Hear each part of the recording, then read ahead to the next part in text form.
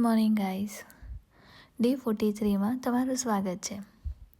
ગઈકાલે રાત્રે હું મારા હસબન્ડને લોંગ ડ્રાઈવ પર લઈ ગઈ હતી. જરૂરી નથી કે દર વખત બોયફ્રેન્ડ કે હસબન્ડ જ આપણને બહાર લઈ જાય.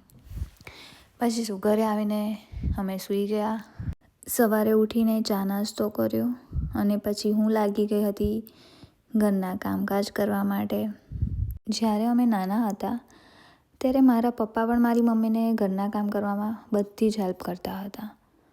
ત્યારે હું પણ એવું વિચારતી હતી કે મને પણ એવો હસબન્ડ મળે જે બહુ કેરિંગ હોય, જે આપણને ઘરના કામમાં બી મદદ કરે, જેનામાં મેલ ઈગો ના હોય.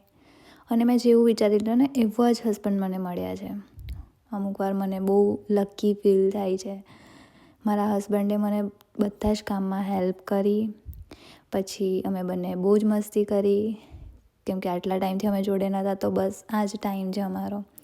પછી સાંજે હું નીકળી ગઈ હતી બહાર અને ડિનર કરીને અમે નીકળી ગયા હતા ફરી પાછા બહાર. તો કાલના બ્લોગમાં મળીએ. Bye bye, good night, take care.